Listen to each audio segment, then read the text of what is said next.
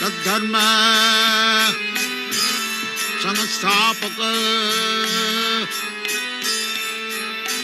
लोकानां हितकारिणां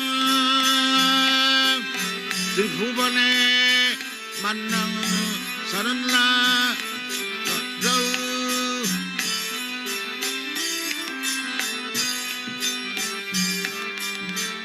श्री चैतन्य कृपा बरौ लोकानां हितकारिणां त्रिभुवने मन्नं शरणं करौ।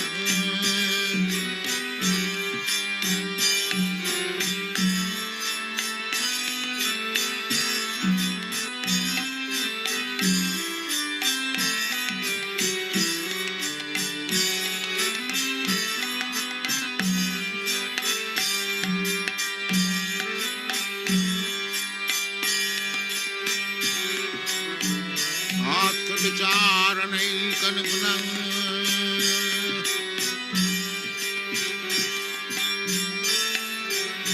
तद्धर्म संस्थापक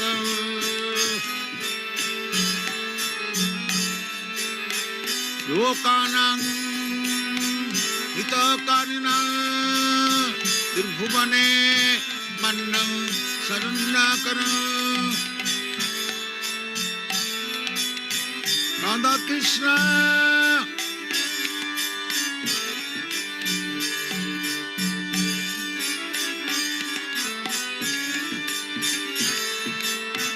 राधा कृष्ण पदारविन्दौ भजनामृतौ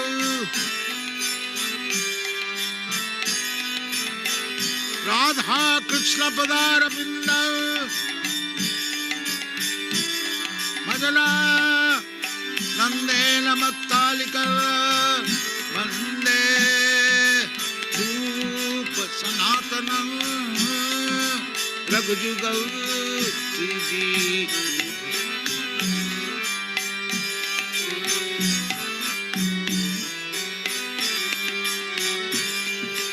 कृष्ण कीर्तन गान नर्तन परौ प्रेम निधि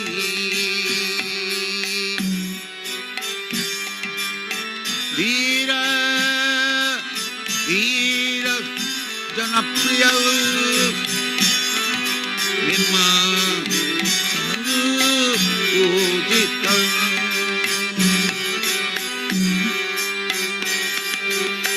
श्री चैतन्य कृपा भरौ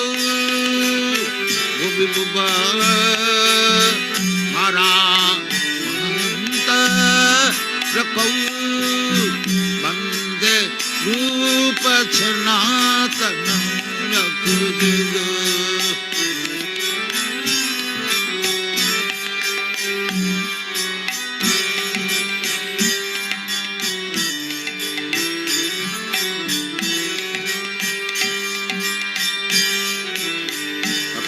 सुदे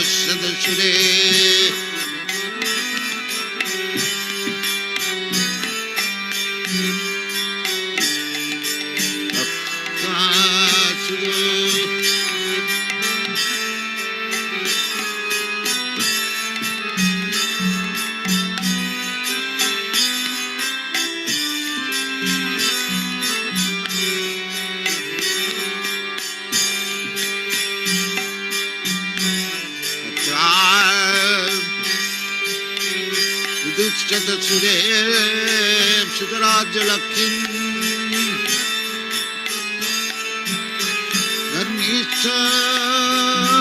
Ajavadasa Jadagada Ranna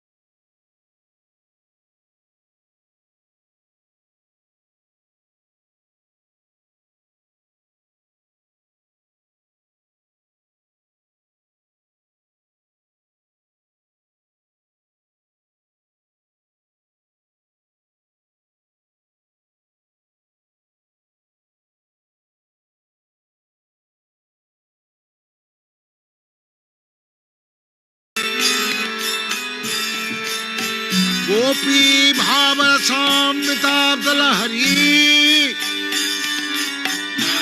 Hello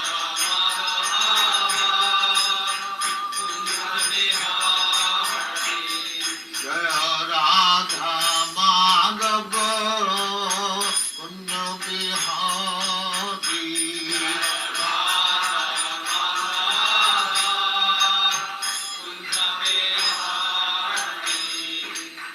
Yashodanandana Vrajajana Ranjana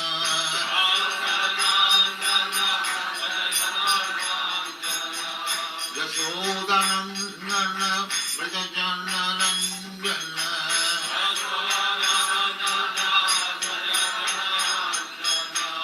Yamuna Tira Vanachari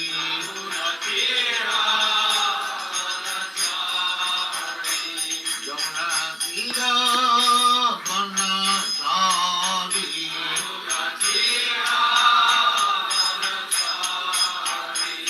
Jaya Radha Madhava Kunja Bihari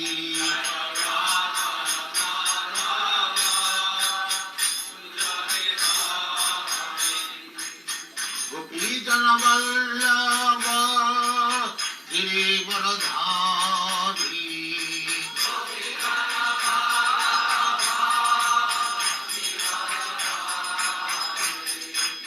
Gopi Jana Vallabha Girivaradhari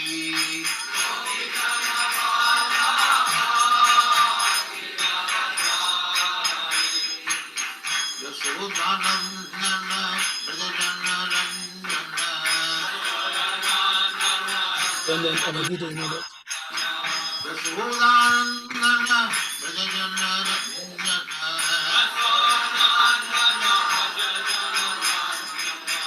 Yamuna Tira Vanachari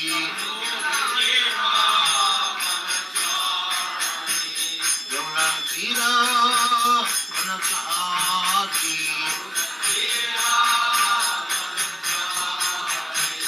Jaya Radha Madhava Kunja Bihari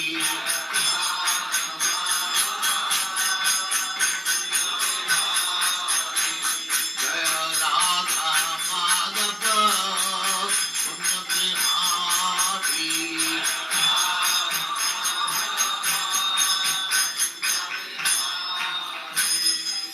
Jaya Paramang Samparibrajacharya Stakari Smavati Kanta Saraswati Swami Bhagavati Jaya Kanta Gori Vaishnavati Jaya Ramacharya Sri Haridas Thakur Jaya Names of the whole Sri Krishna Days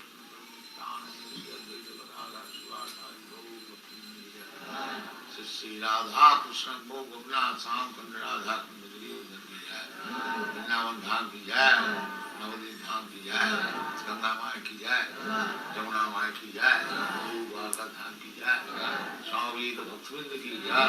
All glories to the Excellency. All glories to the Excellency. Thank you very much.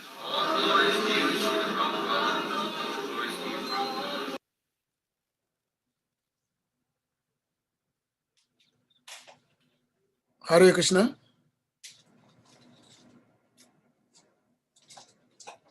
Hare Krishna, Abhiyan.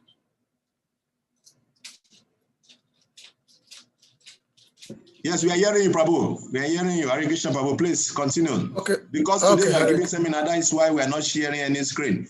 I know you want to share your screen, so we have allowed you to share the screen. Okay, great. Okay.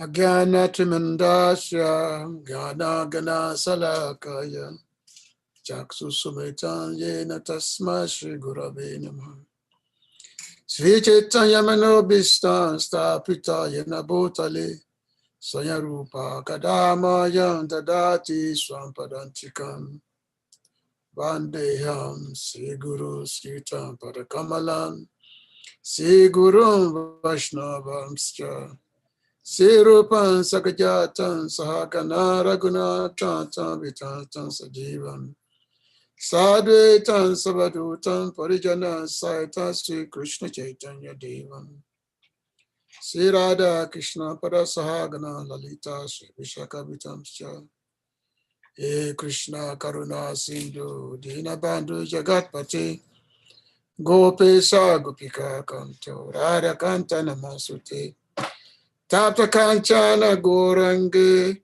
Radha Brindamanindisware Vishabhanu Sute Devi Namami Hare Priye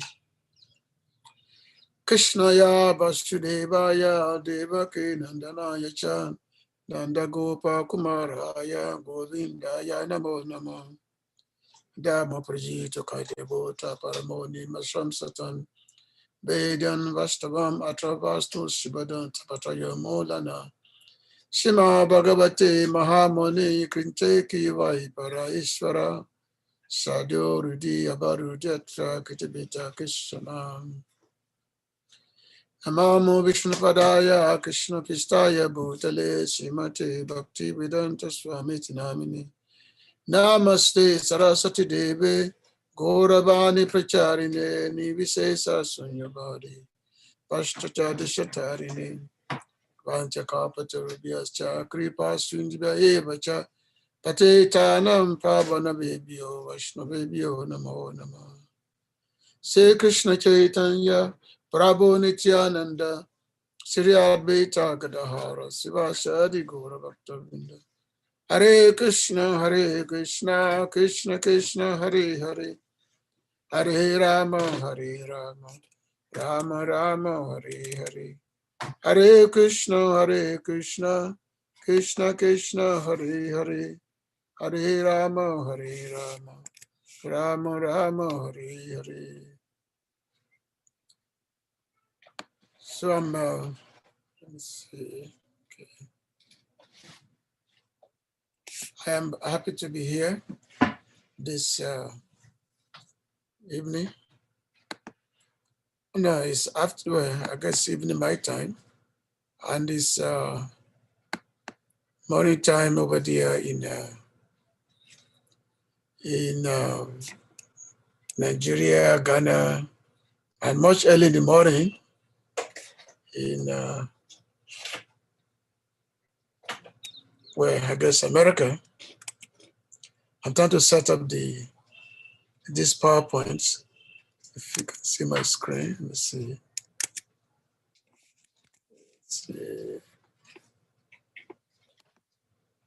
Share. Oh, okay. I'm pressing the wrong button here.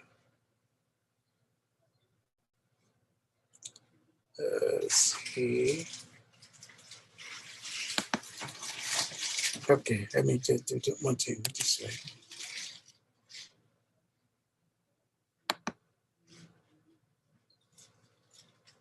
Hare Krishna. Which one do I press for sharing my screen? Hare Krishna, Kavi. To share my screen, which button do I press? You just you will see share screen there. Are you not seeing it? I see share screen, So but I want to put on the. Click on. Oh, click share. on it. Okay, share. Okay. Yes. So you can see my screen now. Yeah, we are seeing your screen now. Okay. So it's a pleasure to be here this afternoon. My time, because it's 3:30 here in India, because depending on where you are in the world, different timing, different zones like that. And of course, we engage in the discourse. It's part of Harikatha, the topics of the law, the topic of Hari, of Lord Krishna. And today, I'm going to be discussing about one of my favorite topics, the seminars, this 24 Gurus from the Uddhava Gita.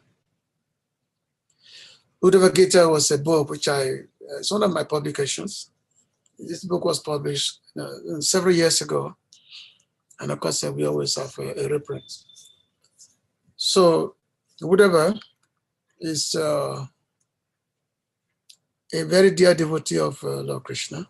Time to get this thing work properly. Let me see. Okay. All right. Is it okay? I want to be able to control this thing properly. All right. Okay. I'm not too technical. I'm just trying to get myself a feel of it, especially sharing this PowerPoint online. Okay. So, of course, here in Vrindavan, this seminar is often given, the lesson from the Uddhava Gita about the 24 Gurus. And some other places, Middle East, South India. So I've given this seminar in many places. So therefore, I decided to share this also online via Zoom. So hopefully something will come out of it. Those who are hearing, they will get something out of it. And also myself speaking, I also get something out of it.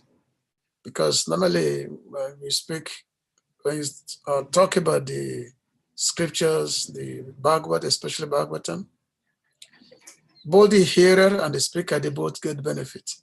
It's not that we are speaking so that others to instruct others. We're actually speaking for the sake of our own purification, for our own benefit. So which means the more we speak, because it's the topic of the Lord, the more we get immense benefit from it.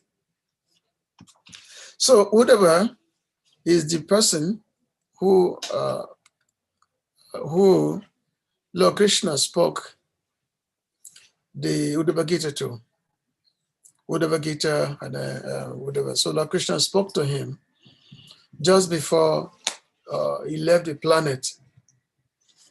When the Lord was leaving the planet 5,000 years ago, that is after the withdrawal of the Yadu dynasty. And the Lord, everybody has gone. Even Lord Balaram has also left. So Lord Krishna was in a only place called a Prabhas Kshetra. This is near Dwarka. If you go to Dwarka, you see this place, Prabhas Kshetra. So the Lord was sitting down underneath a very big banyan tree. And that time, Uddhava, who is the Lord's very, very dear devotee. So because Uddhava cannot live separately from the Lord, is a very dear devotee of the Lord. But the Lord, because Uddhava was asking the Lord that he want the Lord to take him along with him. But the Lord said that, no, I have something for you. Because while I was present, there are so many sages who were in the Himalayas, who were in the Badari Ashram, especially Narayan Rishi, because so many sages they do live in the Himalayas. Like if you go to the Himalaya today, you can always feel the presence of the the sages. So the Lord said, Lord Krishna said, telling Uddhava that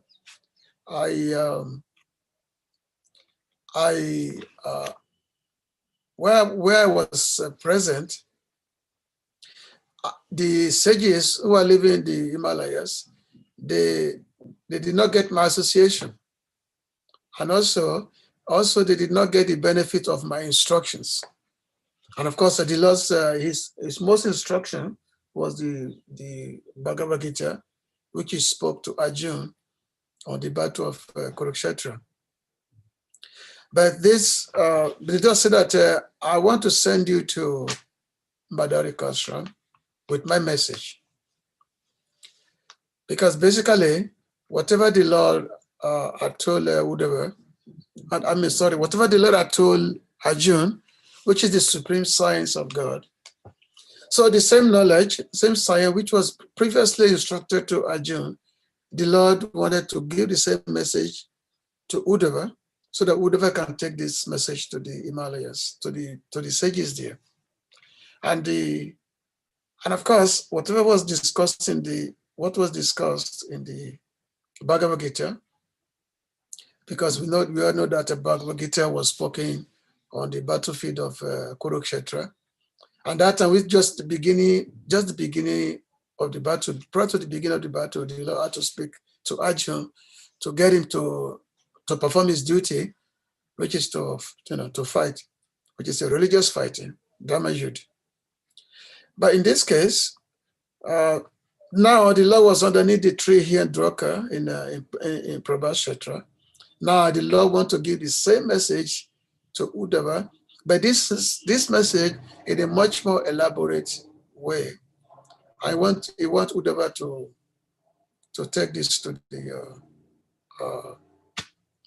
Himalayas. Now, who is Uddhava? Uddhava is a great devotee of the Lord. As a matter of fact, he mentioned in the Bhagavatam, several places, there are three types of even though there are many servants of the Lord, these servants are called Haridas. Haridas means those who actually become the servant of the Lord. To be known as Haridas is not a small thing, it's not a cheap thing. To be known as a servant of the Lord. Such personalities as Yudhishthira Maharaj, Giraj Govardhan, Hanuma, these are called Haridas. And Uddhava is one of those persons who are called Haridas, or the servant of Lord Hari. Actually, Uddhava is such a person that he had attained such a perfection. He attained such a perfection that his body actually looks just like the Lord's body. He has the same characteristics, and it's like his life is just centered only around the Lord. He has no other existence, which means wherever the Lord is in Dwarka, that's where you will find Uddhava. So when he wanted to send a message to Vrindavan, because at that time, so many Brijabasis, they were feeling separation from the Lord. So the Lord wanted to send a message to Vrindavan. So the Lord called Uddhava. He said, Natata me priyatama, atma yoni na sankaraha, na cha sankashano na sri, naivatma cha yatabhavan. He said, my dear Uddhava, neither Lord Brahma, Lord Shiva, Lord Sankashan, the goddess of fortune was my own wife, nor indeed my own self are as dear to me as she is. So Uddhava is very, very dear to the Lord. Very, very dear. So when the Lord wants to give his message, he gives the message only to his most confidential devotees.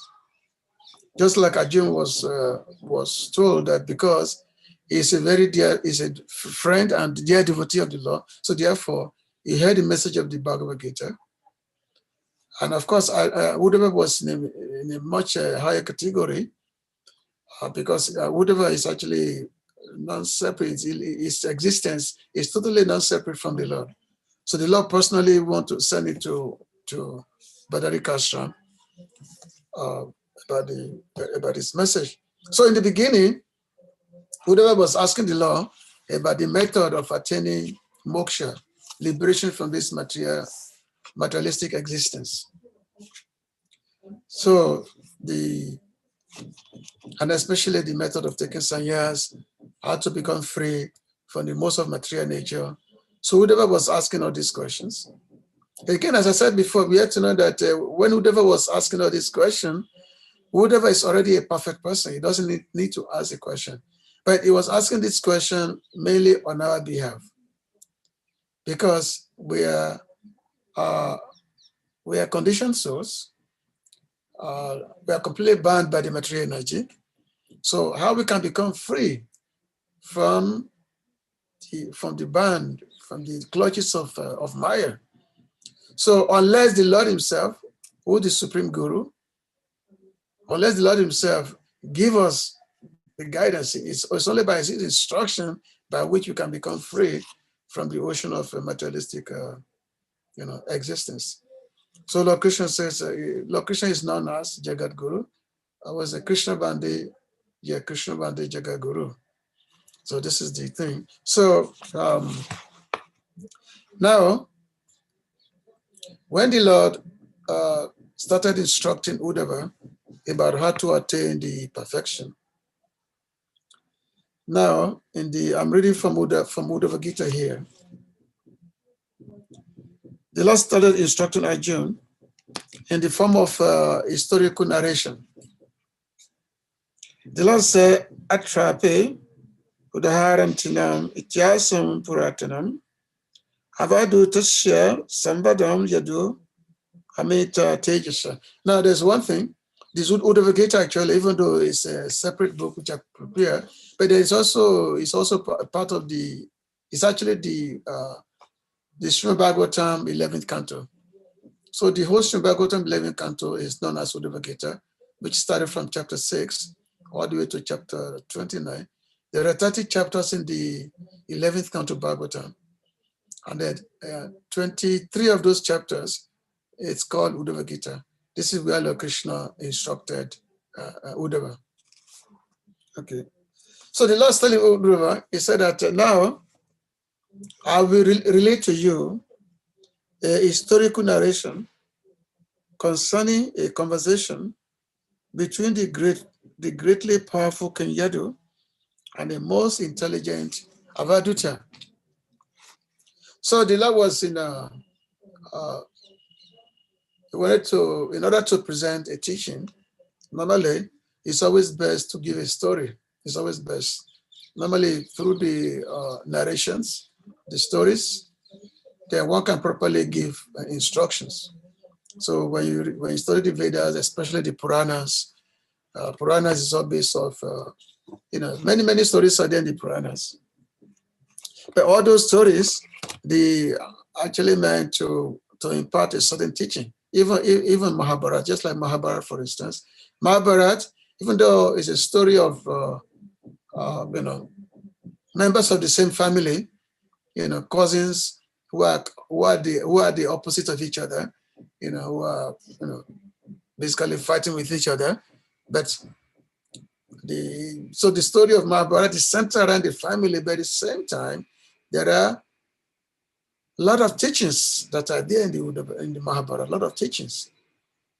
So many teachings are there, like the Yaksha story, the teaching of Yaksha, the teachings of Savitri. Then, of course, the Bhishma Gita, the teachings of Bhishma Dev, when he was on the battle of, when he was after the annihilation of the soldiers, and then the story, of course, the most important, of course, the Bhagavad Gita. So, which means you have a fantastic story that is there in the Mahabharata, where you can hear about the flying mountains, so many things. But again, you have the the teachings that are there. And that teaching is the main focus. And by hearing those teachings, one can attain liberation. So the Lord telling I said that there was once a time, Maharaj Yadu Maharaj, who was the son of King Yayati, he was a descendant of King Yayati. He was the son of King Yayati. This is a very nice story that we find in the Canto 9 of the Bhagavatam. But so Maharaj Yadu, one time he was going in the forest. Normally the kings. Kush is a bad boy. So normally the kings, they always they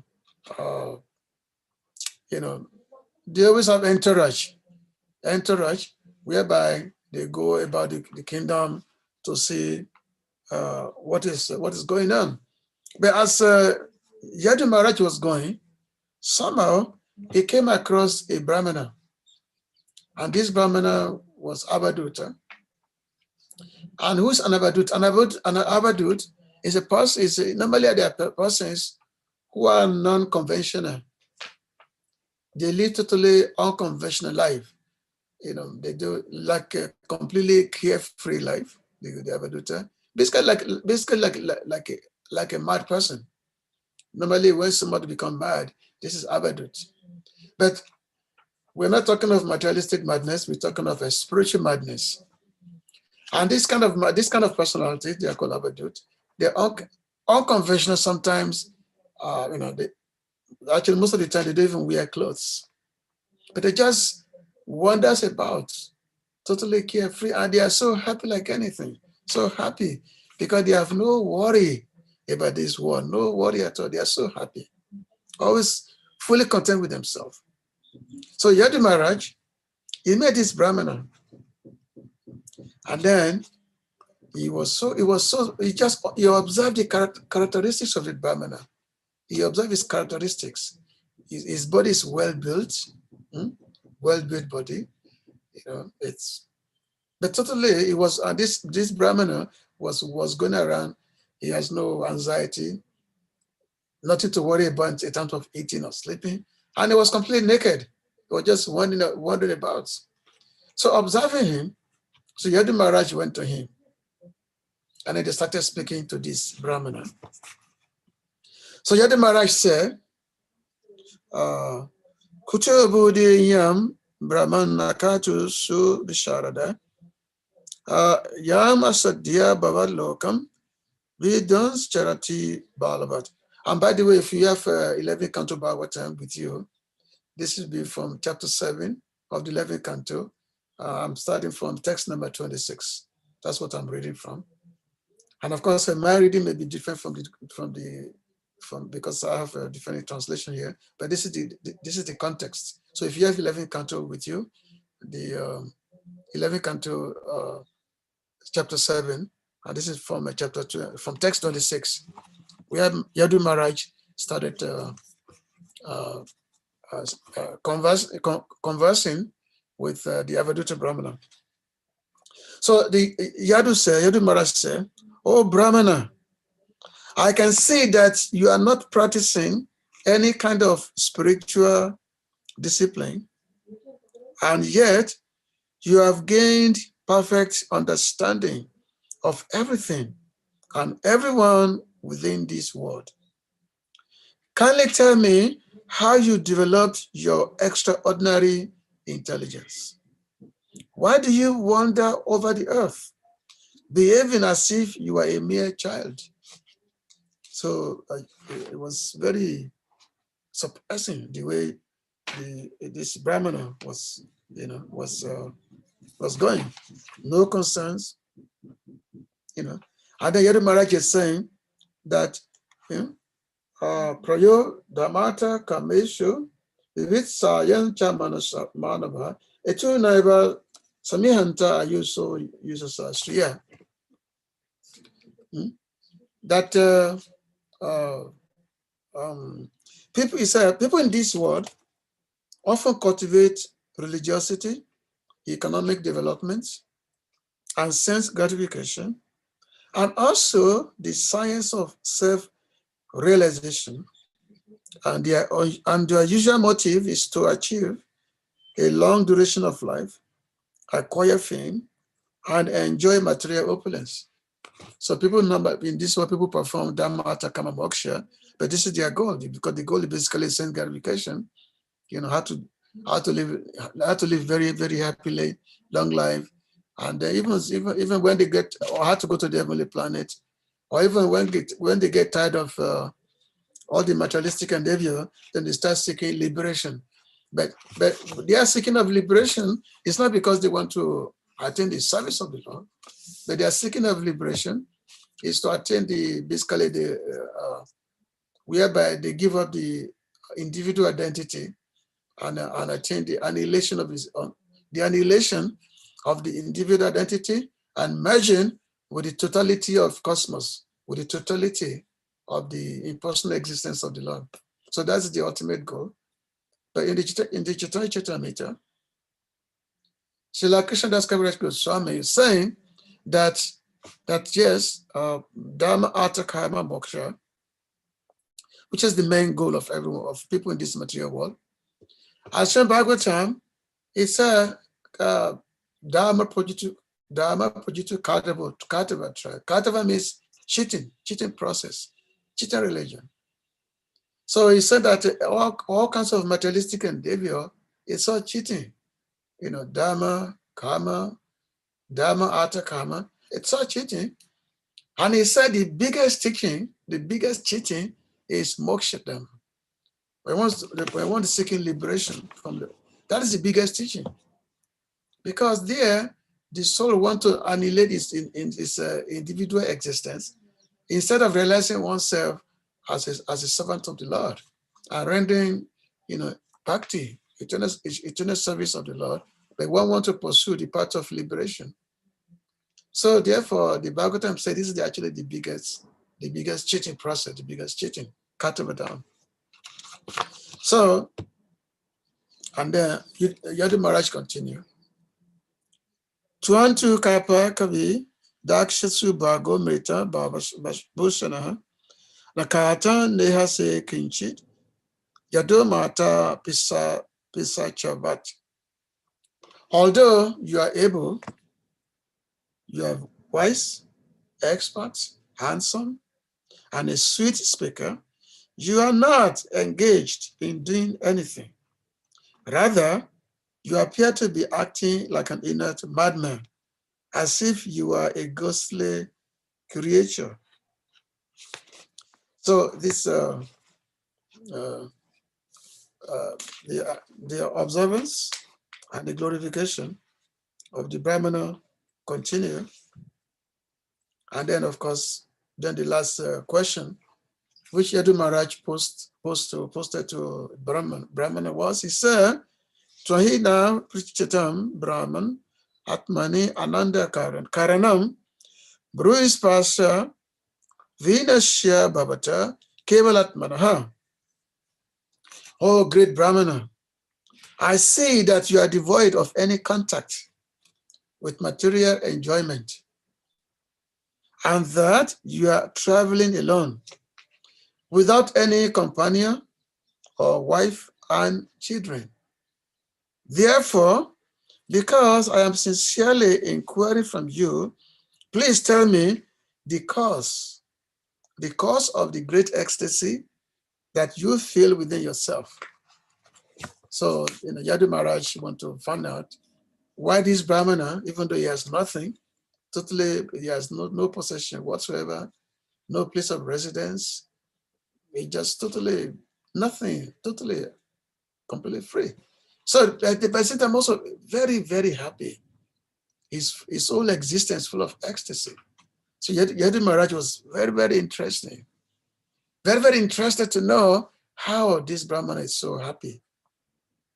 What makes you so happy? Please tell me. What makes you so happy?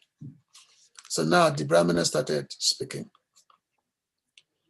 Sri Bhagavan started speaking. Sri Brahmana Uvacha. Santime Guravo Rajan Bahavo Bodhi Upasutaha Yatobu dim upada yo mukto tamiha ton sunu. So the Avaduta Brahmana said, "My dear king, I have received knowledge from the many spiritual masters who are present in this world. It is because of this that I am able to freely wander about in this world. Now, please hear as I described these spiritual masters to you." So now we are getting into the topic of the spiritual master, the 24 gurus, by which, from whom the Avaduta Brahmana had learned from. Now, I just read there's a small purport here by Srila Bhaktisiddhanta. He had said in this connection, he said, "Those who are averse to Krishna and who are full of anarthas are always busy lording it over material objects. They spend their days accomplishing the three objectives of life: religiosity, economic development, and sense gratification. Their only aim is to enhance their duration of life, as well as their glories and beauty. Because Avaduta Mahasaya did not display any such behavior, King Yadu asked him the reason for his wandering about in this way. In reply, the Avaduta said, "Rather than accepting these 24 entities that are observed within this visible world as the means of my enjoyment, I have accepted them as my instructing spiritual masters, giving up the conception of accepting something and rejecting something else. I do not live like an ordinary human being who is driven by mental speculation and thus bereft of the service of a spiritual master. I travel in this world under the shelter of my fixed intelligence, with a desire to surpass all anarthas and to always render loving service to the Supreme Lord. I have taken shelter of these 24 spiritual masters." So let's see. Normally, in our endeavor to attain perfection in spiritual pursuit, there are, unless one have the guidance or the shelter of gurus, spiritual masters, there can be no chance of success. There can be no chance of success if one want to really attain the ultimate goal of life. Normally, it's only those entities, those persons who have the shelter of a guru, spiritual master. And when we say spiritual master does not mean one. Actually, when a guru actually means gurun, and then they say Vande Guru Isha Bhakta, that our form of business is under the spiritual masters. There are many, many spiritual masters, not just one. Normally, we have different categories: Shravana Guru, Siksha Guru, and then there is Mantra Diksha Guru. Normally, the Diksha Guru is one. Normally, there's only one Diksha Guru who give us mantra to chant. But there are also the other gurus who can be many. Shravan is one of them. Shravan Guru means someone that we just heard from. We just heard from Shravan. Just like the first time you hear about Krishna, or the person, just like let's say let's say you are distributing books on Sankirtan, and somebody came up to you and said, "What is this book? What is the book all about?" And then you start telling the person about the book, or this book about Krishna, or you preach some philosophy that, you're not this body, you're a spirit soul, you're part and parcel of God, and you can chant the Hare Krishna, my mother. Go read this book. So basically, by telling someone about what you're about, the book, the process, of Krishna consciousness. So when that person who first heard that from you, so you're actually the Shravan. It's called the Shravan Guru. Shravan means to hear, you know. Just like sometimes I've been in the program, especially when I was in the West, in America. Sometimes some people will come to me that they say, "Oh, you know, you are the first person I met," even though I may not even remember who this person was. They will say, "Oh, you are the first person, you know, who first talked to me, who first talked to me about Krishna consciousness, about the Hare Krishna." So because Shravan Bisa, because we are telling people, so we may not even know who we are talking to, like that. Whereas, of course, a Siksha Guru is much more higher than the Shravan Guru, because Siksha Guru is actually the person who you actually sat at his feet, and then you are hearing the spiritual instruction. And Siksha Guru and Diksha Guru, they are basically the same thing. They are basically the same, because Diksha and Siksha, Diksha is the person who opened to you the gates. He opened to you the doors of the kingdom of God. The Diksha Guru opened that for you by giving you the initiation. But the Siksha Guru is the one that shows you what is inside. What is inside? So somebody opened the door of a room to you, and then when you go inside the room, you know how to find your way around. So the Siksha Guru does that for you. So the Siksha Guru take you around, hold your arm, tell you about the real method of perfection, about Sambandha, about your relationship with God, with Krishna, all these things is there. Of course, one thing is that the Siksha and Shiksha, they have to be on the same wavelength. Technically, the Diksha Guru and Diksha Guru, they should not have difference in the mood. Because if there's a difference in the mood, then that it may cause some conflict within the mind of the disciples. So normally, Diksha Guru and Siksha Guru, they're usually in the same agreement. And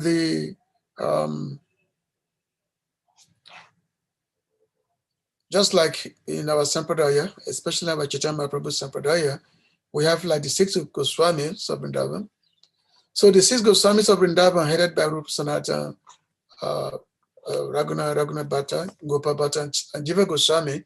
So the 6 Goswami, among the 6 Goswami, 4 of them, they never really initiate anyone in terms of giving diksha, giving bead or whatever. But they were mainly the Siksha Guru, like Rupa Goswami, Santa Goswami, Jiva Goswami, and also Raghunath Goswami. They never initiate everyone, but they left behind tremendous instructions by which everyone follow. And if anyone followed those instructions, one will attain perfections. For example, the Srila Jiva Goswami, he was the Siksha Guru of many prominent Vaishnava, many prominent Vaishnava acharyas, like Srinivas Acharya, Narottam Das Thakur, Shamananda Prabhu. So Srila Jiva Goswami, he will give them training. He will give them training, and then he will take them to, either to Gopal Bhatta or to Lokanath Goswami, that for them to be initiated, because himself he will not initiate. He will just send them to different persons to initiate them, but he will give them the training on how to attain the success in the in the spiritual life. And that's what all these Rupa Sanatana, that's what they all do. They don't initiate disciples. Actually, the Vaishnava in general, they don't normally. They feel like in terms of, let's say, shyness. I mean, they don't really have. They usually don't have inclination to give initiation in terms of giving someone an actual diksha. Like one particular devotee, it was being requested by the Vaishnava Society to take disciple. It was being requested to take disciples. But he said, no, I don't want to take any disciples. No, I just want to do my bhajan. But this devotee was being requested again and again and again and again to please take disciple. So because after so many requests by the Vaishnava society, he said, okay, I will initiate someone. The first person I see today, when I wake up tomorrow morning, the first person I see, that person I will initiate. So the Vaishnava, they are very, very happy. So this Vaishnava, so the next morning when he was going, and he saw a body on the ground. So he saw a body on the ground, and he said, oh, what is this person here? And with his leg, he told this person, he said, oh, now you take the mantra. You become my disciple. Actually, that body was actually a dead body. The person has died and was on the ground. But by the touch of this great Vaishnava, this body, the soul came back immediately. This body wake up. He got up and started chanting the Lord's name. So because being a guru is not that's why the guru is called heavy. In the Sanskrit, the guru means heavy. And the opposite of heaviness is lagu. Lagu means light. So guru always heavy, which they are heavy. The guru is heavy in knowledge, and guru is heavy in a spiritual power.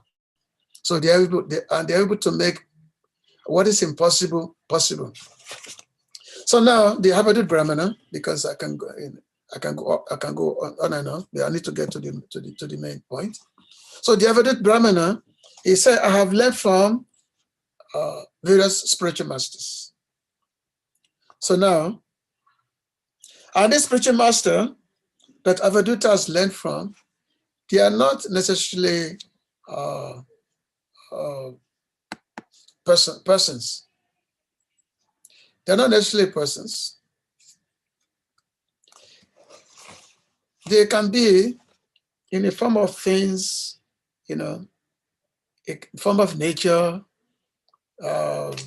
even animals, by which we're going to be going through as I'm going to, and also various persons who are even considered to be low class, like a hunter, a prostitute, all these things, In the Bhagavatam, in the Bhagavatam,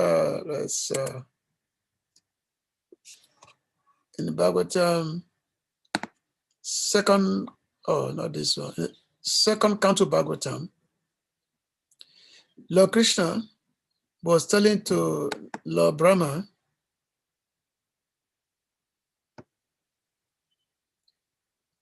Lord Krishna was instructing Lord Brahma, and in one of the Chatusloki of Bhagavatam has four main verses, and from these 4 main verses, the rest of the Bhagavatam has come about. So in the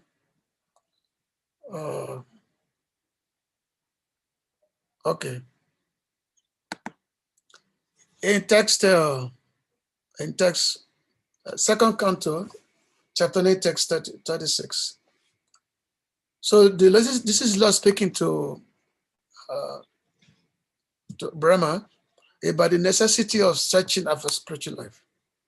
So Lord said, "Etabat eva jigyashan, tatra jigyashan atmanha, amvaya vatri kabyan, yet shya savatra sabada." So the Lord is telling Brahma that a person who is searching after the supreme absolute truth, the personality of Godhead, must certainly search for it up to this in all circumstances, in all space and time, and both directly and indirectly. So you can't try to read the purport, because there's a very long purport to this verse, which the Prabhupada gave. So you can take your time some other time. You can try to read the purport, because this is one of the key verses of the Bhagavatam. So here, the Lord is saying that one should search out for the supreme absolute truth. Once you search out for the supreme absolute truth, and this search must be done in all time, in all circumstances. So which means we don't necessarily have to learn from one person. We have to keep on learning because, we have to make ourselves just, like an ocean. Just on the ocean, so many reservoirs of water, rivers, they are always rushing to the ocean, and the ocean is taking them. So similarly also, in our development of a spiritual life, we have to become like that. We have to become receptive. Even sometimes, some of those receptive things, even sometimes may be negative sometimes. Because in order to arrive at positiveness, some negative things also have to be learned. And those negative things, it doesn't mean that we imbibe it. It's actually one of the aspects, which means we learn things that is to be avoided and things what to do and things what not to do. This we're going to be here. This we're going to be learning as we are going through this seminar. And this seminar is going to be over the next 4 weeks, and hopefully I can complete it. But because it's in it's pretty long, but hopefully by the next 4 weeks this can be completed. So the Brahmana said, Prithvi Vayu Akasham Apo Agnis Chandrama Ravi Kapoto Jagra Sindhu Patango Madhu Gajaha Madhu Harino Mina Pingalak Kuraru Abaka Kumarat Sarakrit Sapa Punamna Bis Supek Shakrit Ateme Guravo Rajan Chatu Vimsati Ashrita Siksha Victiviation Avakshikshan Ihatmana. So now the Brahmana is now saying that how he has who are the spiritual masters that he has learned from. He said, my dear king, I have taken shelter of the following 24 things as my spiritual master.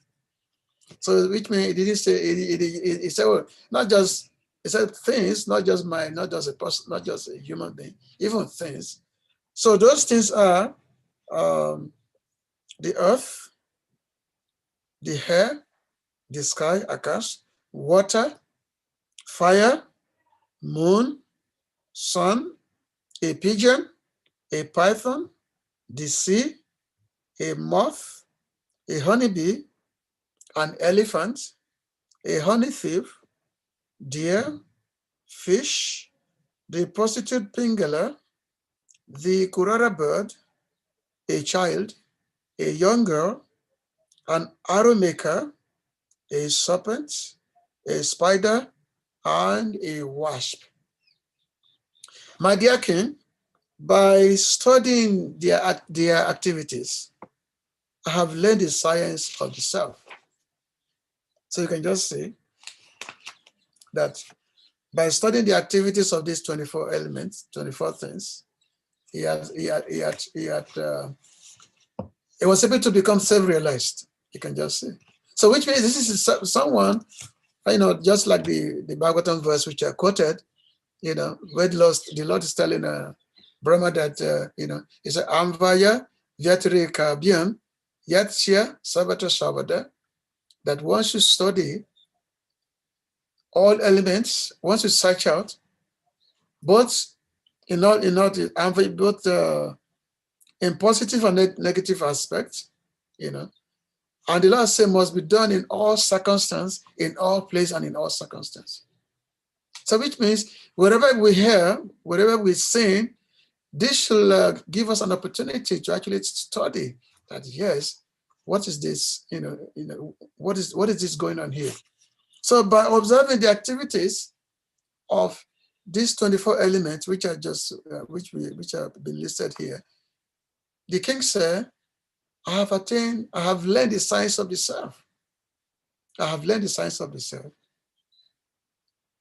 So the Srila Vishnu Chakravarti Path said, the earth, air, sky, water, fire, the moon, the sun, a pigeon, a python, the sea, a moth, a honeybee, an elephant, a hunter who steals honey, deer, fish, the prostitute named Pingala, a kurara bird, a child, a young girl, an arrow maker, a serpent, a spider, and a wasp. I have learned many things from the behavior of these 24 things. So this is what he said, that I've learned their behavior from them all. Now, so you're going to start learning, we're going to start from each guru now. From each guru, we're going to start from each guru. So which means what is learned from each guru. So he said that, listen, the Brahman said, Bhutai akran yamano pidiro, daiva vasana gahi, ta vidwana chalen, magad ambasikshan shite brutam. He said, a sober person, even when harassed by other living beings, should understand that his aggressors are acting helplessly under the control of providence. In this way, he should never be distracted from progress on his path. This principle of tolerance I have learned from the earth, which is always steady and tolerant, despite being repeatedly kicked by the living entities who dwell on her. So we can see that, the tree, the earth, the Mother Earth, you can just think of so many things that humanities are doing on her. So much exploitation is going on that goes on the earth. All this that goes on, you can't imagine. This exploitation can be, blowing up the mountains to do things, the oil exploration, so much exploitation has been going on. But still, the earth is always tolerant. Never, doesn't protest, always tolerant. In the, let me see, I think, so the tolerance, of course, as they say, is the main characteristics by which a person can actually practice a spiritual life, because unless one is very tolerant, it's impossible to really practice a spiritual life. Actually also in Bhagavad Gita also, the Lord also said that one of the characteristics of a spiritually advanced person is tolerance. And tolerance is said to be the divine quality. The tolerance is one of the greatest discipline that anybody can have when practicing spiritual life. So in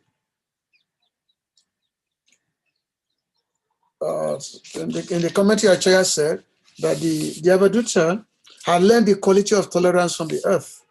That is, this has been discussed here. Even though living entities continuously walk over the surface of the earth always remains steady and fixed. So the Avadhuta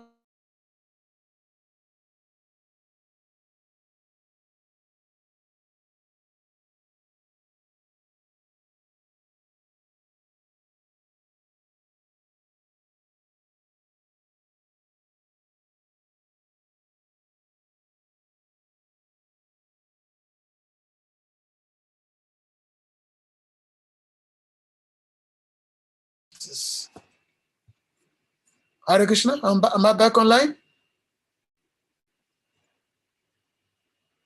Hare Krishna? Yes, Prabhu, you're back. Prabhu, you are back. Okay, so because this is our life, this is Vrindavan. So in Vrindavan, we don't depend on material energy. Okay, so the light is always going now. Okay, great. So I just read this again. That even though the living entities continuously walk over the surface of the earth always remains steady and fixed. So the erudition learned this quality from the earth. In the same way, an intelligent person should never give up following his prescribed path, whether it meets with happiness or distress, brought about by the arrangement of providence. And in another purport here, Bhaksidanta said, people consider the earth to be an object of their enjoyments rather than an instructing spiritual master. Every person tries to distract others from the path of eternal religion by causing various disturbances. Because of accepting the subordination of the demigods who fulfill our material desires, the living entities become envious of each other. When living entities are overwhelmed with miseries caused by other living entities, there is a very little chance for them to exhibit tolerance. Intolerant people invariably exhibit a great propensity toward material enjoyment in this world due to lack of proper training. Nevertheless, the nature of the earth is tolerance. One can become tolerant if he considers the earth as a spiritual master and take this lesson from her. As we practice our spirit, that is very difficult to tolerate the actions of others. People will always constantly, disturbing us. All this time, get any disturbance. But this disturbance that we face in the course of spiritual practice, this is actually a test which is being given to us by the material energy. That yes, do you want to become free from the ocean of material existence? You want to become free? Now let's see how much serious you are. So therefore you get so many challenges, so many disturbances, which has been given to you by others,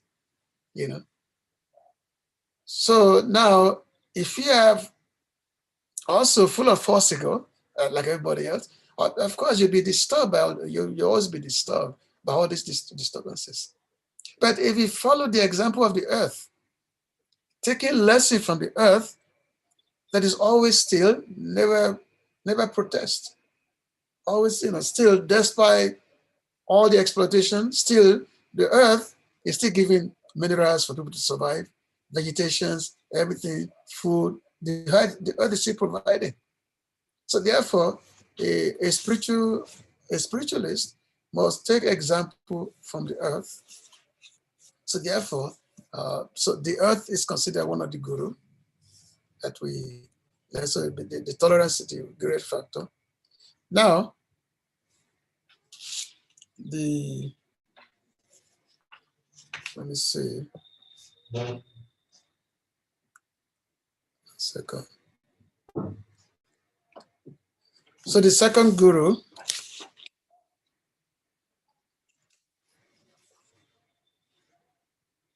that you mentioned, Pranamritya Santu Shamuni Navendriya Priya Gyanam Jatana Nashita Navakiyata Manaha. As the life air moves within the body without expecting any support from the sense objects, a learned sage should take satisfaction in the simple maintenance of his existence and should not seek satisfaction through gratifying the material senses.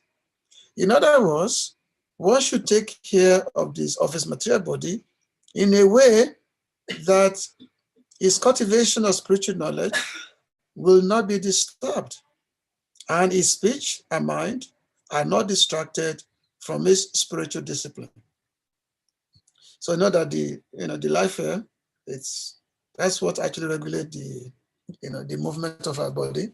And that's what determines, if we, in terms of the various conditions of life they are in terms of being sick or being healthy. So the life is always there. Now, let me just read the purport before I make a little comment. This is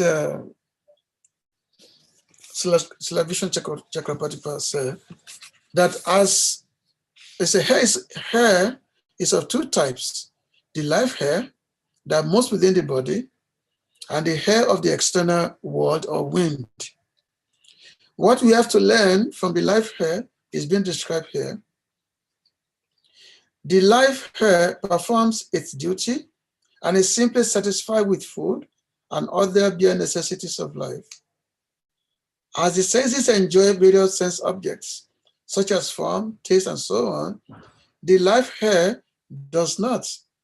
Similarly, thoughtful sages should remain satisfied even with just food and water, like the life hair. One should eat only as much as is required to keep the body and soul together, so that the life hair will not be disturbed. If one does not eat, his mind will not remain active, and as a result, his knowledge will be destroyed. Therefore, one should maintain his life properly so that his speech and mind are not disturbed. Moreover, by eating abominable, dry, and unclean foods, one's mind and words become disturbed. Also, by eating palatable and rich foods, one becomes lazy, has an increase in the urge for sex, and becomes agitated in his speech and mind. So basically here, you mentioned here of how the life of regulation, that one has to maintain the disciplinary life, and also the life of simplicity, by which a spiritualist have to cultivate the simplicity, not eating more than necessary, and also not eating enough. Basically, how one has to balance out, which means one maintains one's body in terms of eating or sleeping. One does that just for the purpose of maintaining the body, so that the body can be fit for spiritual life. One should not overeat. One should not, like my Prabhu, when he was instructing Raghunath Goswami, he said that do not eat palatable food, do not dress luxuriously, and at the same time be very, very humble and be tolerant, and then you'll be able to chant the holy name of the Lord constantly. So which means the one's life has to be very simple. And the example of simplicity is the life hair. So the life hair is there within the body that actually maintain our body. But at the same time also, the life hair, it just stays there doing its own thing. Whereas the various sense objects, they are going about in terms of the sense of touch, the sense of taste, or the sense of seeing, or walking. So all the various senses, they're going about to always want to enjoy or want to gratify. But the life hair simply stay there, So which means a spiritualist for proper spiritual discipline must take example of the life hair. So I know that because I don't want to keep everyone boring here. I've been speaking for almost an hour now. So this, we're going to have to continue our next session. Of course, next week we go straight to the deliberation of various spiritual masters. So this is more of an introduction, and then from next week we go more into the deliberation of it. So today we have discussed about two spiritual masters: the earth and also the hair, the life hair. So I'm going to stop here, so anybody can ask question. I'll make some comment. Let me see. Hare Krishna.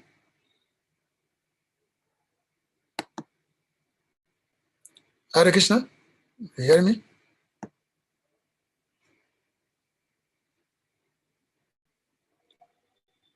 Hare Krishna. Yeah, Am Krishna I in Prabhu, line? yeah. Yes, Prabhu, Okay. you are fine. Okay. Okay. So Prabhu, thank you. because I want to make it sure. I don't want to keep going on now. So devotees can ask question. Okay, Krishna Prabhu, thank you very much for your wonderful lecture. Prabhu, can you hear me Okay. also? Yes, I can hear you. I hear you. Who is speaking? Oh, okay, okay. This Bakta Amagan from Ghana. Okay. Okay. Okay, Prabhu, I'm the one. Okay, so go ahead. You want to ask a question? Okay. Prabhu, my Huh? question has to do with me. What I know is we have season I know of two gurus. They have the Shiksha and the Disha. Today, you made us know that you have the third one, which is the Sravanam Guru. Shravan Guru. Does this have any come out to share with whomever? Huh? The condition is not okay. What are you saying? Can you hear me, Prabhu? Yeah, I can hear you, but sometimes you have a break. But I'm hearing you now. Network. Okay, you can ask your question. Okay. But my question is, okay. My question is, you made mention of Sravanam Guru. That means I know of only two, which is the Shiksha and the Diksha. And today I learned you have the third one, which is the Sravanam Guru. So my question is, the Sravanam Guru, has any come out to play introducing anyone in devotional service? No. He has not come out to play, just instructing you about Krishna consciousness and give you some basic guidance.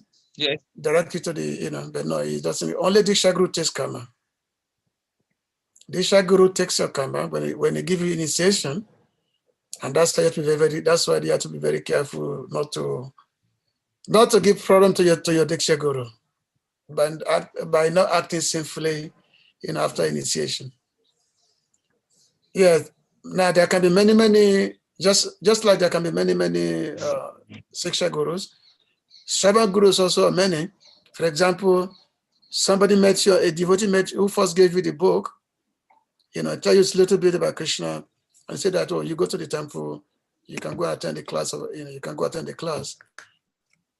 And then you enter the temple and then another devotee met you meet another devotee, question, so you can have few, many Shravan Guru until you actually become serious to pursue, Krishna consciousness.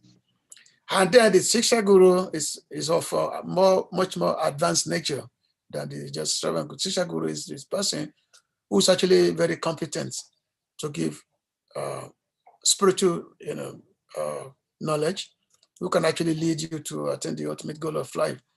So the Siksha Guru and Diksha Guru, the Diksha Guru basically, and sometimes also Diksha Guru can also be Siksha Guru sometimes. It can be, because sometimes the Diksha Guru is also the Siksha Guru of the disciples.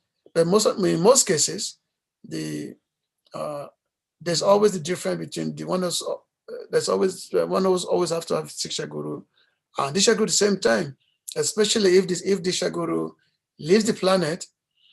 Now, it doesn't mean that, okay, because my Diksha Guru has left now, so which means my taking guidance is finished. I'm not independent. No, actually, a serious person will continuously seeking the shelter of an advanced spiritualist that can further guide ones in the spiritual life. That's a situation.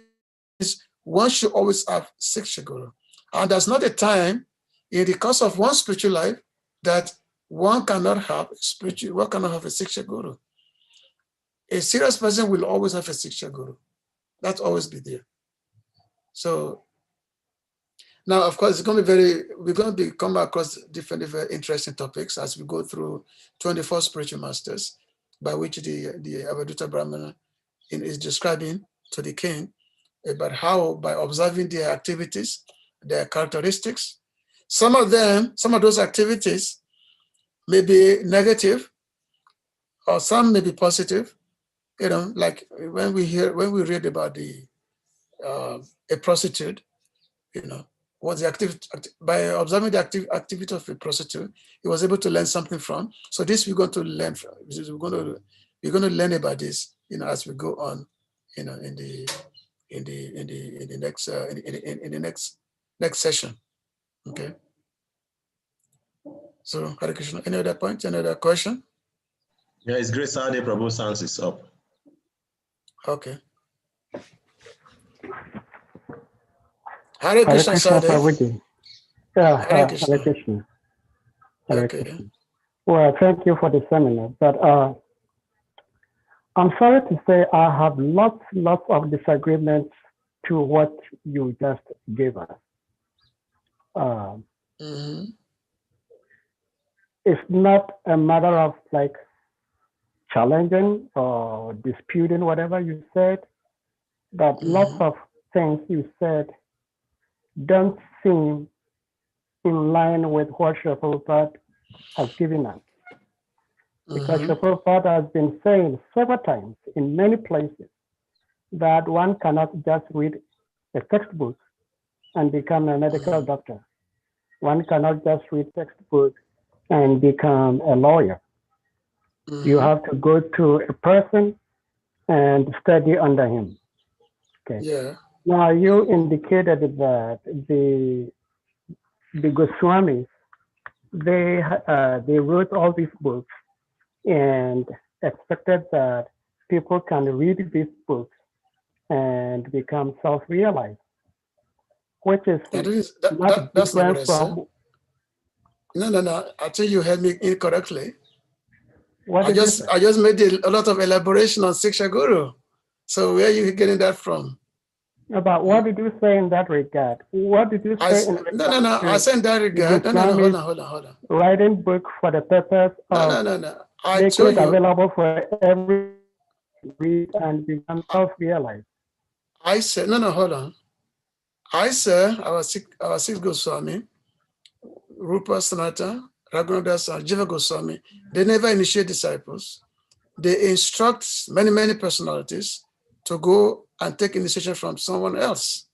Like Jiva Goswami, we send devotees like Narottam Das Thakur to Lokana Goswami, or we send Srinivasa Acharya to Gopal Bhatta Goswami.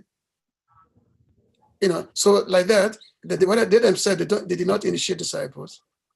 So that's what I was saying. That I never tell you. I don't hear you don't hear from me that I said that. Oh, just read the books of the acharyas, then you don't need a guru. Where you get it? How did you hear that? I didn't say that.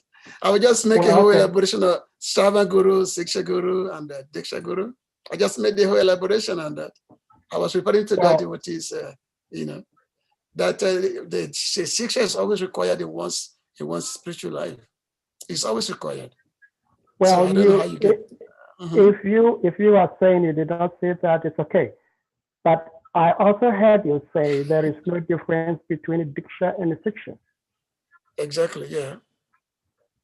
Why? Because they have to have the same mode. Siksha and Diksha have to have the same mode. And sometimes the Diksha can also be a Siksha Guru, sometimes. You know, majority of the times. But usually, there's always difference between the Diksha Guru and Diksha required. However, you can have only one Diksha Guru, Siksha Guru, not just one. Only one Diksha Guru, because you can only get mantra from only one person. But Siksha Guru can be many, not one. So that's I heard you. When Kaveri Goswami, when he was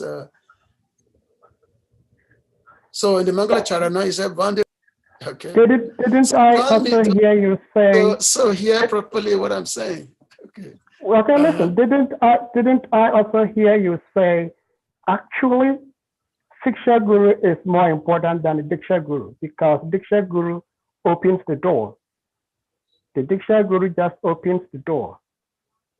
Yeah, because the activity of the Diksha Guru may be limited. because especially How when does Diksha Guru have... Shiksha Guru become more important than Diksha Guru? No. In terms of function, not in terms of the position, in terms of function. Because the Diksha Guru may not always be there to instruct you, but Shiksha Guru is someone that you can see day to day and actually receive instruction from. So I'm telling you, just like Srila Prabhupada, before he left the planet, he did tell many disciples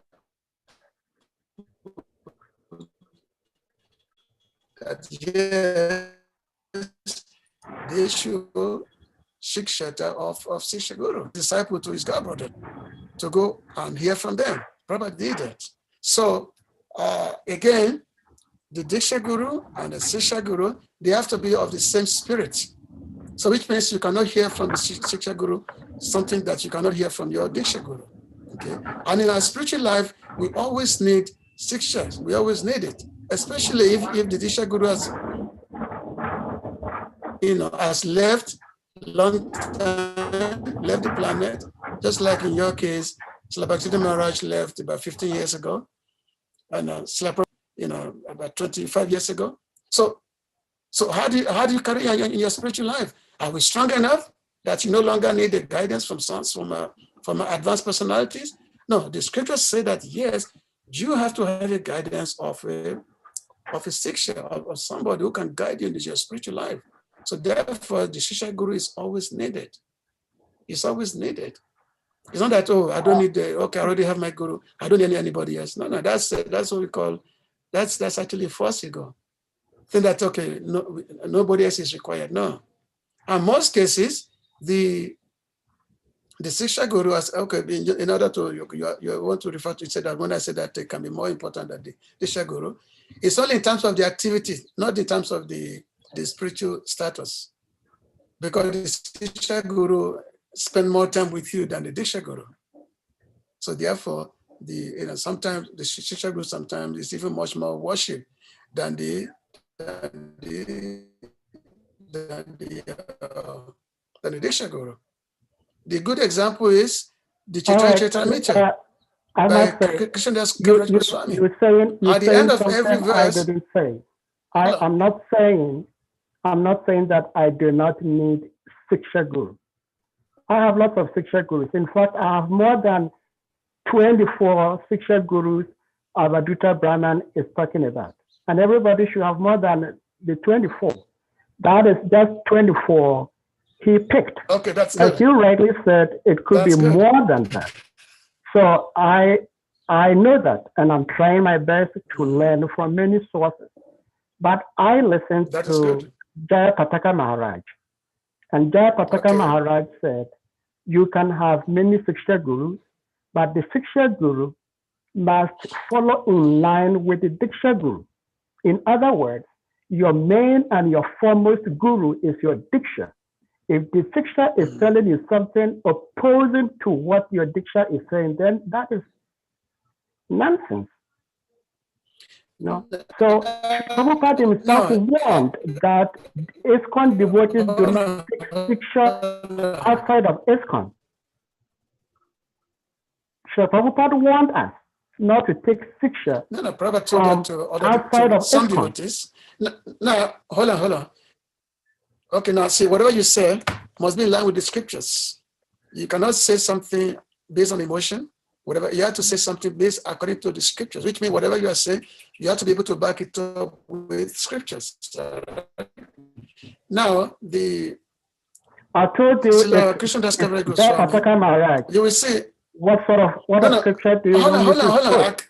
I said Jaya Pataka Maharaj. You have to quote the scriptures. No, we have 3 lines of authority. Sadhu Guru. No, hold on. Sadhu Guru and Sastra. We have 3 lines of authority, not 1 line of authority. 3 lines of authority. You have Sadhu, you have Sadhu Guru and Sadhu, Sastra, and Guru. You have 3 lines of authority. Guru is there, the Sadhus are there, and then the scriptures are there. And all the scriptures, all the Sadhus, everyone has to follow the scriptures. Okay. Now, if you look at in the Chaitanya Charitamrita, Srila Krishnadas Kaviraj Goswami, at the end of every verse, he always says, Sri Rupa Raghunath Padikar Oi, Sri Krishna Chaitanya, Sri Chaitanya Chaitamita Kore Krishna Das. He said that following the footstep of Srila Rupa and Srila Raghunath, I Krishna Das composed Sri Chaitanya Chaitamita. If you put that at the end of every chapter, none of both Rupa and Raghunath, they were not his Diksha Guru. As a matter of fact, his Diksha Guru is not even known. Some say that maybe his Diksha Guru. Some say that maybe his Diksha Guru was Nityananda Prabhu. But in majority of the cases, devotees Diksha Guru are not even known in majority of the cases. And then in the Prem Bhatti Chandrika, Srila Narottam Das Thakur, he actually said that one must hide one's guru. That hide your guru. Hide this is one of the scripture statement. And Srila Prabhupada said that the word of Narottam Das Thakur is Vedic, is as good as the Vedas.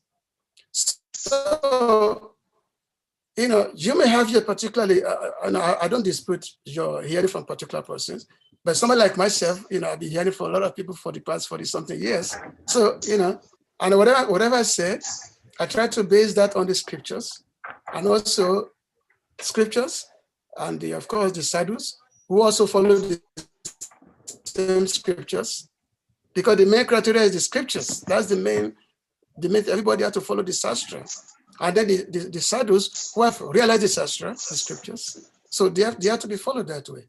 Then we can't speculate. Basically, we cannot speculate. So we have to follow the guidance of Guru, Sadhu, and Sastra. That we have to follow that. That's the cross. Do you consider the writings of Srila Prabhupada as scripture? What do you say? Do you consider the writings of Srila Prabhupada as scripture? Of course. What do you think? That's why we are reading Prabhupada's book every day. And that is why I'm telling you, I'm quoting to you.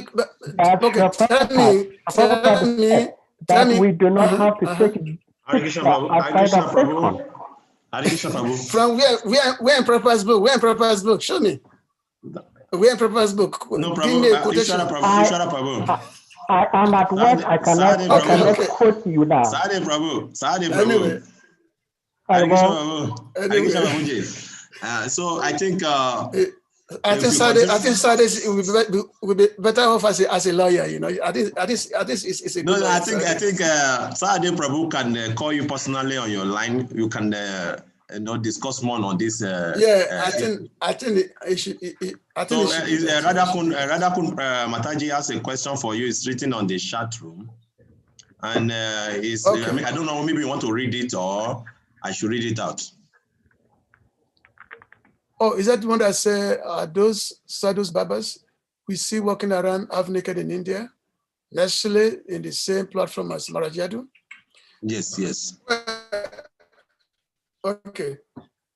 Well, these are basically they're mostly Jains. The Jains, they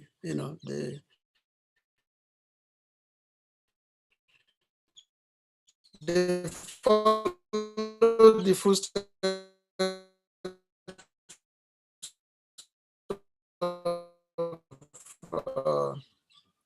of Rishabhadev, Lord Rishabhadev, and they're married with this. They're not, especially if you go to Kumbh Mela, so many naked sadhus, and also the many meditators. Actually in the next couple of weeks, we're going to start. There's a Kumbh Mela that's going to start in the next 2 weeks here in Vrindavan. And there's so many sadhus will come, and sometimes you find some of them completely naked, not just half naked, they're completely naked, naked babas. But they are mainly impersonalists. So of course we don't follow them. And Maharaj Yadu, he was a king, and he was asking the question from Avaduta Brahmana. He was asking because sometimes the Vaishnavas who are totally out of their body, they are completely self-realized. They don't even think in terms of this world. So therefore, they are avadut. Sometimes the clothes are not. They don't even care because they are not totally out of their body. They are completely transcendental to what we can think of. So Of course, we don't be like them. We don't, and also we don't associate with many of these brothers. But at the same time, also when we are in the especially if you happen to be in the holy place in India, you may see them. We should just respect. We should just respect them from afar. We don't point fingers or criticize or anything like that.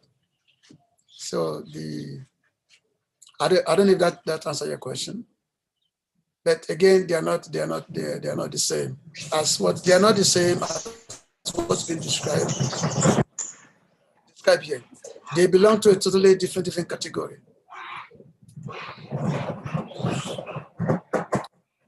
Also, this story, it happens thousands of years ago because Maharaj Yadu, he lived like some few million years ago, long time ago. And this story was just being narrated by Lord Krishna himself when he was speaking with Uddhava. Okay, any other question? I don't think there's any other question now. So nobody is raising their hand except if you want to continue with Saturday Prabhu, now you can continue.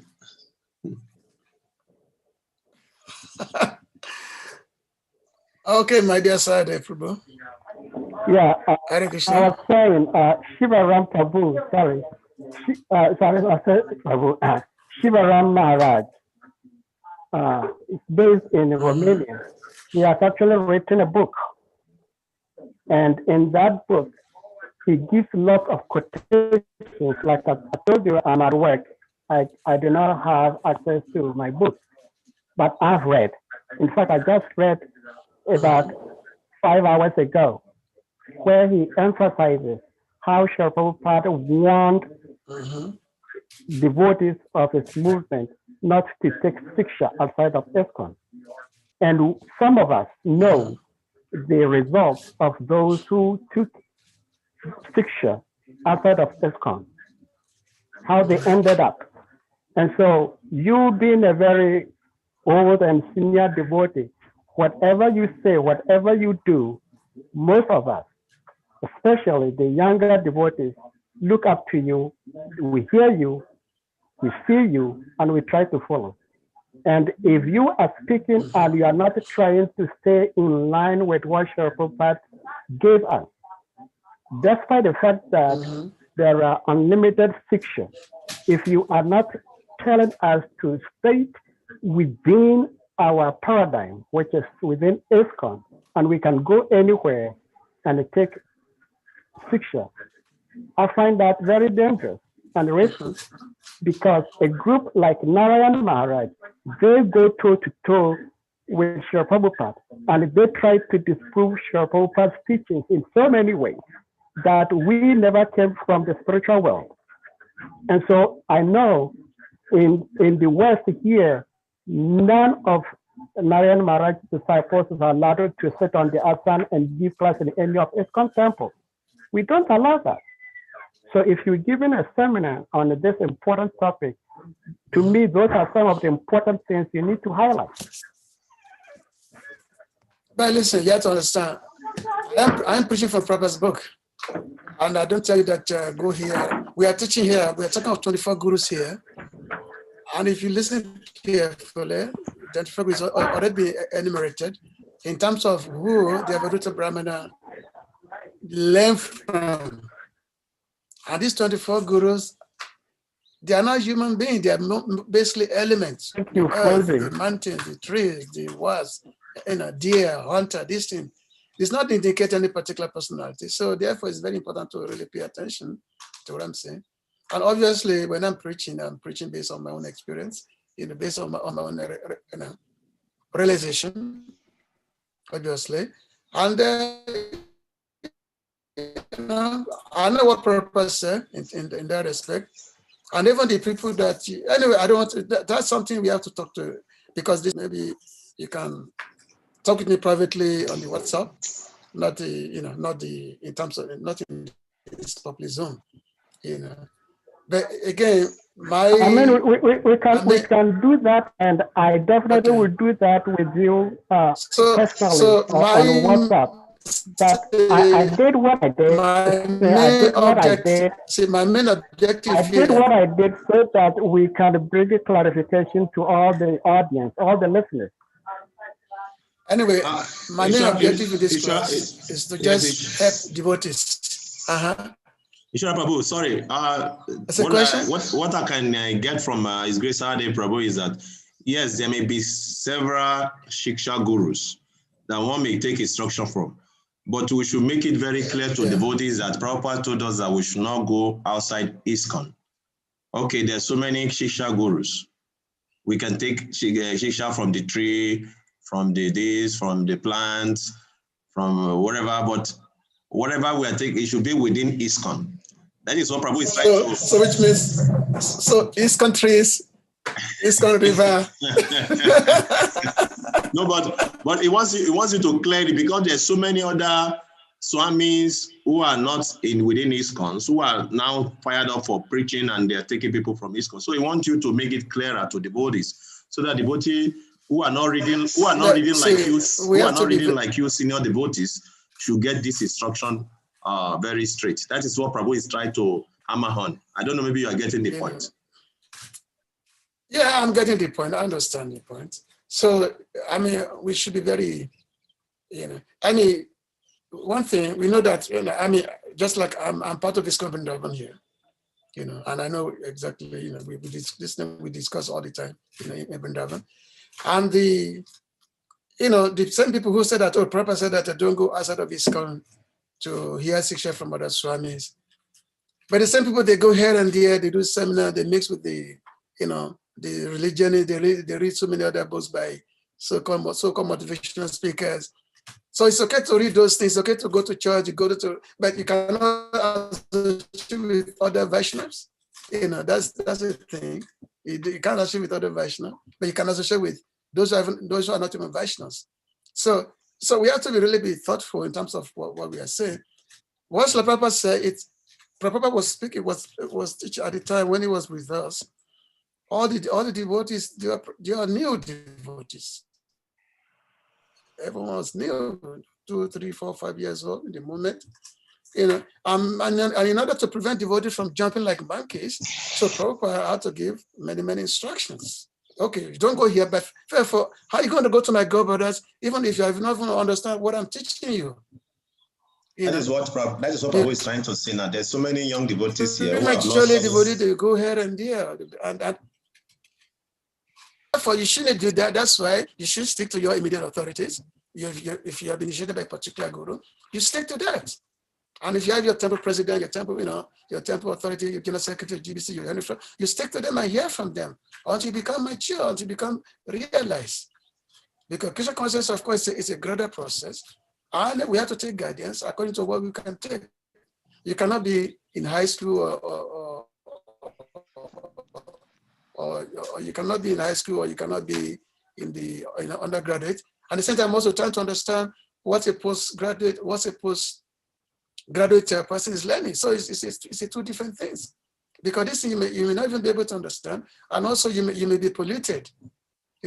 If you try to hear from someone by which the method of teaching is not in line with what you are used to, so you may be misguided, you may be confused, which actually happen in most cases.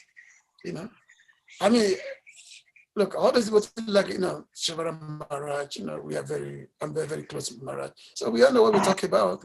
Again, devotees, they should stay within the institution. Follow the sadhana properly. The sadhana is there.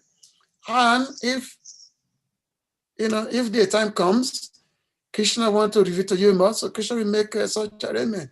Again, this 24 Guru seminar, this is from the Bhagavatam. This is not some other books. No, this is Bhagavatam. By Srila Prabhupada himself talking about all the time. So therefore, I'm teaching based on Bhagavatam. And this is Lord Krishna teaching Uddhava. Lord Krishna is teaching Uddhava about the method of attaining self-realization. And that's what we should try to learn from. We shouldn't be taught to so much, We have to try to put the fanaticism aside and just attempt to understand the spiritual reality. Krishna consciousness is very, very broad, very, very broad. That's why Lord Krishna is saying, You should study and via veterinary Caribbean, yet Sabbath in every circumstance, in all levels, in all places. You know, someone who is searching for the absolute truth must search that. You know, this best.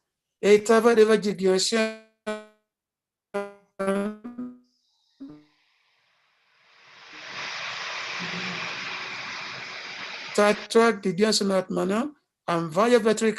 The Lord saying, Lord Brahma is saying that supreme absolute truth, the personality of Godhead, must certainly search up to this in all circumstances, in all place and time, and both directly and indirectly. You see.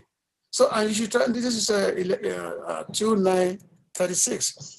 No, yeah, you should read the purport. It's a very long purport that's like proper roads. You should read the purport that this is Bible time. Read the purport and again. This is, I'm quoting Prabhupada, I'm not quoting anybody else. Okay. Thank you very much, Prabhu, for your wonderful explanation on the topic. So Ganga Prasad wants to say something about this. Ganga Prasad Prabhu? Ganga Prasad Prabhu is here, so I don't know. You want to say something? Some comments? Hare Krishna Prabhuji. Hare Krishna. I appreciate the discussion. And the only thing I will say is that in order to not to disturb the minds of the audience, this kind of heated discussion could be done privately. Yeah, exactly. Yeah. Conserve time. And, we can have time to understand each other better. That's just what I can contribute. Like Prabhu Kavi suggested, you can do it on call. Okay. Thank you. Yeah, it should be private. Yeah. Thank you very much, Prabhu, for your time. And we thank all the audience also for patiently waiting, even though when everything was heated. I'm very sure they are picking the points, the essence. So that is it. So we really appreciate your coming, Prabhu. So we stay tuned till next Saturday again, where we get the part 2 of your seminar. So and the hot topic should be, any hot topic should be directed to me privately, not on the forum. Any hot topic. No, Prabhu, you are the one coordinating the lecture. So you have to manage that. Even though if somebody is bringing any topic to you, you should manage it in a way that the person will not be offended, and you will privately go and meet the person and you can settle it out. So that you are the one going to do that. Okay, all right. Yes, anyway, I know Sade is a sincere devotee. I know that. It's a sincere devotee. So thank you very much, Prabhu, for your sincerity. Okay. So let us end it by loudly. Let all devotees unmute themselves. Let us appreciate Prabhu by loudly chanting one powerful Hare Krishna. Hare Krishna. Hare Krishna. Hare Krishna. Krishna. Hare Rama. Rama. Hare Hare. Hare Krishna. Krishna. Hare Ram. Ram Ram. Hare Rama. Rama Rama. Hare Hare.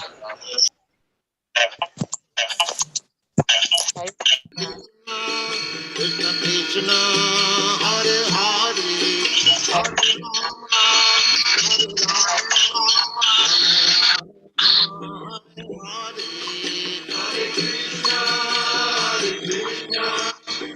Krishna, Hare Hare, Hare Rama,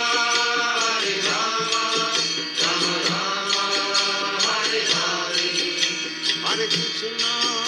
Hare Krishna, Krishna Krishna, Hare Hare, Hare Rama, Rama Rama, Hare Hare, Hare Krishna, Krishna Krishna, Hare Hare, Hare Rama, Rama Rama, Hare Hare, Hare Krishna, Krishna Krishna, Hare Hare.